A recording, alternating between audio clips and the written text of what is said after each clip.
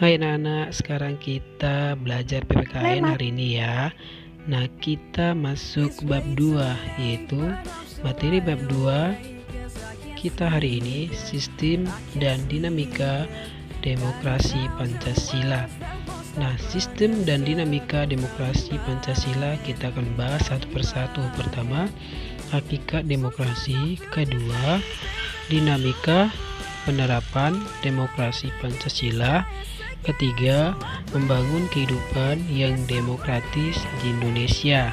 Nah, untuk hari ini kita membahas materi yang poin pertama, yaitu hakikat demokrasi. Tahukah kamu apa itu arti demokrasi? Nah, pasti kamu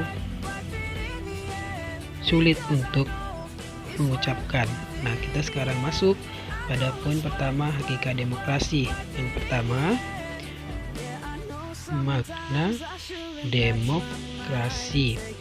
Nah, makna demokrasi dalam pengertiannya ada 3. Pertama, menurut para ahli. Yang kedua, menurut KBBI. Dan yang ketiga, menurut bahasa Yunani. Nah, perhatikan gambar berikut. Nah, gambar tersebut adalah gambar Presiden Amerika Serikat yang ke-16. Menurut Abraham Lincoln, demokrasi adalah sistem pemerintahan yang diselenggarakan dari rakyat, oleh rakyat, dan untuk rakyat.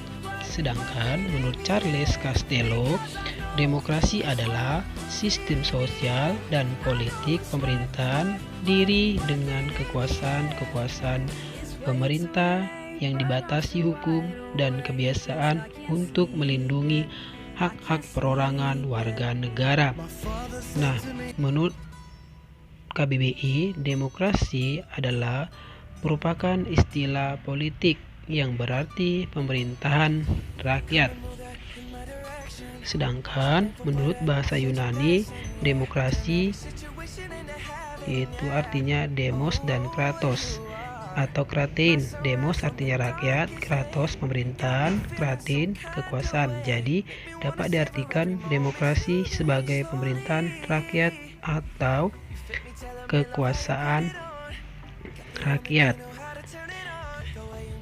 Nah, untuk itu bisa kamu perhatikan gambar berikut ini, yaitu sebuah organisasi atau rapat pemilihan ketua OSIS. Nah, menurut kamu apakah ini adalah pelaksanaan atau penerapan demokrasi?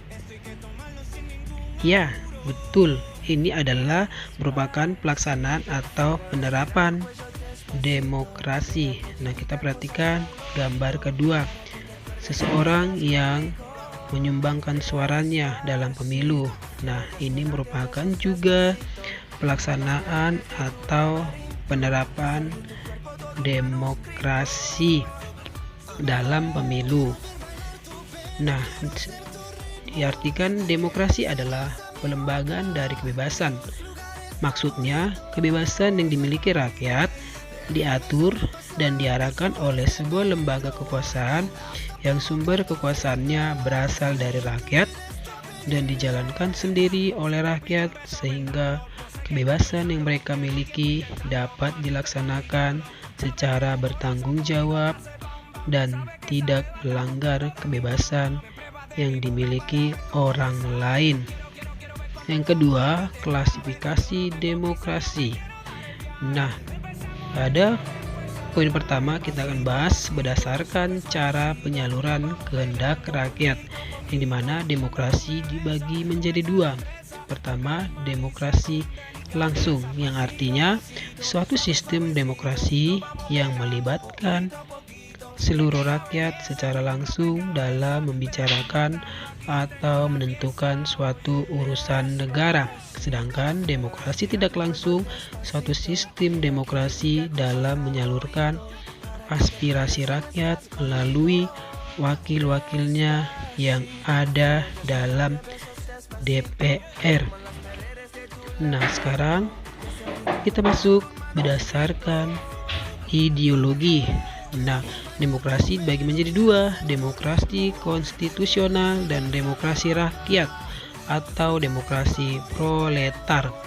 Demokrasi konstitusional yaitu demokrasi yang didasarkan pada kebebasan atau individualisme, yang dimana demokrasi konstitusional mencerminkan kekuasaan pemerintahan yang terbatas dan tidak diperkenankan banyak melakukan campur tangan dan bertindak sewenang-wenang. Sedangkan demokrasi rakyat yaitu demokrasi yang didasarkan pada paham Marxisme atau komunisme. Demokrasi rakyat mencita-citakan kehidupan yang tidak mengenal kelas sosial. Yang ketiga, berdasarkan titik berat perhatiannya, yang dimana demokrasi dibagi menjadi tiga: demokrasi formal, demokrasi material, dan demokrasi campuran. Demokrasi formal adalah demokrasi yang menjunjung tinggi persamaan dalam bidang politik tanpa disertai upaya untuk mengurangi kesenjangan di bidang ekonomi, yang dimana demokrasi formal biasanya dianut oleh negara-negara liberal. Sedangkan demokrasi material yaitu demokrasi yang menitik beratkan pada upaya menghilangkan perbedaan dalam bidang ekonomi, sedangkan persamaan dalam bidang politik kurang diperhatikan. Biasanya demokrasi ini dianut oleh negara-negara komunis. Sedangkan demokrasi campuran, demokrasi yang mengambil kebaikan serta membuang keburukan dari bentuk demokrasi formal dan material. Biasanya demokrasi campuran dianut oleh negara-negara non-blok. Nah, yang berikut kita masuk poin ketiga. Prinsip-prinsip demokrasi ada 5. Yang pertama, keterlibatan warga negara dalam pembentukan keputusan politik, yang dimana rakyat atau warga negara selalu dilibatkan dalam pembentukan keputusan politik, baik secara langsung maupun tidak langsung. Yang kedua, tingkat persamaan atau kesetaraan di antara warga negara, yaitu setiap orang dianggap sama tanpa dibeda-bedakan dan memperoleh kesempatan yang sama untuk mengembangkan diri sesuai potensinya. Yang ketiga, kebebasan atau kemerdekaan yang diakui dan dipakai oleh warga negara, yang dimana sebagai sarana mencapai kemajuan dengan memberikan hasil maksimal dari usaha orang tanpa adanya pembatasan dari penguasa. Yang keempat, supremasi hukum, yang artinya semua masalah diselesaikan dengan hukum sebagai pedoman tertinggi. Yang terakhir, pemilu berkala, yaitu sebagai instrumen terpenting dalam berlangsungnya suatu proses pembentukan pemerintahan yang baik. Nah, untuk anak-anakku sekalian, kesimpulan materi kita hari ini yaitu dalam pandangan Abraham Lincoln, demokrasi adalah suatu sistem pemerintahan dari rakyat, oleh rakyat, dan untuk rakyat. Artinya, rakyat dengan serta-merta mempunyai kebebasan untuk melakukan semua aktivitas kehidupan termasuk aktivitas politik tanpa adanya tekanan dari pihak manapun, karena pada hakikatnya yang berkuasa adalah rakyat untuk kepentingan bersama.